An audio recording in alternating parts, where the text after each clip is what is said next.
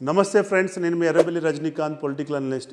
ఇప్పుడు జరుగుతున్నటువంటి మున్సిపల్ ఎలక్షన్స్లో జరుగుతున్న చర్చ ఏంటంటే ఓటర్స్ పార్టీని చూసి ఓటేస్తున్నారా, లేదంటే అభ్యర్థిని చూసి ఓటేస్తున్నారా, లేదంటే అభ్యర్థికి ఉన్న డబ్బును చూసి ఓటేస్తున్నారా, లేదంటే అభ్యర్థికి ఉన్నటువంటి కులాన్ని చూసి ఓటేస్తున్నారా? ఇలాంటి ప్రశ్నలు ఎంతోమంది మెదల్లో మెదులుతున్నాయి.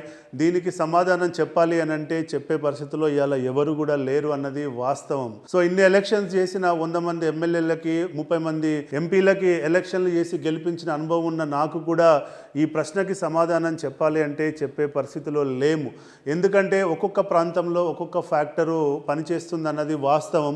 ఒకే ఫ్యాక్టరు అన్ని మున్సిపాలిటీస్లలో పనిచేయదు, ఒకే ఫ్యాక్టరు అన్ని వార్డ్స్లో ఉన్నటువంటి మున్సిపాలిటీస్లలో పనిచేయదు అన్నది నేను చెప్పాలనుకుంటున్న పాయింట్. నా అభిప్రాయం కంటే నేను ప్రజల అభిప్రాయం తీసుకోవడం కోసం ఈ పోల్ని ఓపెన్ చేశాను. మీరు ఈ వీడియో చూస్తున్న వాళ్ళందరూ మీరు చేయాల్సింది ఏంటంటే, నేను మళ్ళా ప్రశ్న చెప్తాను, దానికి సమాధానాలు చెప్తాను, కేర్ఫుల్గా వినండి. మీరు కామెంట్ రూపంలో మీ అభిప్రాయాన్ని చెప్పండి. చూద్దాం ప్రజల్లో నుంచి వచ్చినటువంటి ఫీడ్బ్యాక్పై నేను మళ్ళీ దీనిపై విశ్లేషణ చేయాలన్నది నా ఉద్దేశం. ఇక ప్రశ్న విషయానికి వచ్చినట్లయితే, ఇప్పుడు జరుగుతున్నటువంటి మున్సిపల్ ఎలక్షన్స్లో మీ మున్సిపాలిటీలో ఉన్నటువంటి ఓటర్స్ దేని ఆధారంగా ఓటు వేయబోతున్నారు అనేటువంటి ప్రశ్నకి 4 ఆప్షన్స్ ఇస్తాను. ఆ 4 ఆప్షన్స్లో మీ సమాధానాన్ని చెప్పండి.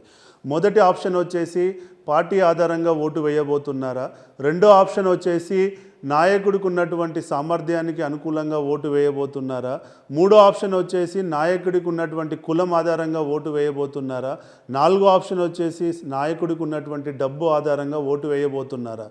ఇవ్వండి 4 ఆప్షన్. మళ్ళీ చెప్తున్నా, ఇప్పుడు జరుగుతున్నటువంటి మున్సిపల్ ఎలక్షన్స్లో మీ మున్సిపాలిటీలో ఉన్నటువంటి ఓటర్స్ దేని ఆధారంగా ఓటు వేయబోతున్నారు అనేటువంటి ప్రశ్నకి 4 ఆప్షన్స్ ఇస్తాను. ఆ 4 ఆప్షన్స్లో మీ సమాధానాన్ని చెప్పండి. మొదటి ఆప్షన్ వచ్చేసి పార్టీ ఆధారంగా ఓటు వేయబోతున్నారా, రెండో ఆప్షన్ వచ్చేసి నాయకుడికి ఉన్నటువంటి సామర్థ్యానికి అనుకూలంగా ఓటు వేయబోతున్నారా, మూడో ఆప్షన్ వచ్చేసి నాయకుడికి ఉన్నటువంటి కులం ఆధారంగా ఓటు వేయబోతున్నారా, నాలుగో ఆప్షన్ వచ్చేసి నాయకుడికి ఉన్నటువంటి డబ్బు ఆధారంగా ఓటు వేయబోతున్నారా. ఈ 4 ఆప్షన్స్ మీరు కేర్ఫుల్గా మీరు వినండి. విని కామెంట్ రూపంలో మీ మున్సిపాలిటీ పేరు చెప్పి ఈ 4 ఆప్షన్స్లో ఏదో ఒక ఆప్షన్ని మీరు చూజ్ చేసుకోండి. మీరు ఈ పోల్లు ఒక 48 అవర్స్ ఉంటుంది. ఈ 48 అవర్స్లో వచ్చినటువంటి సమాధానాలకు అనుగుణంగా నేను మళ్ళీ నా యొక్క విశ్లేషణ నేను చెప్పబోతున్నాను. కాబట్టి దయచేసి పోల్లో మీరు పార్టిసిపేట్ చేయండి. 10 మందితో మీరు పార్టిసిపేట్ చేయించండి. జై హింద్.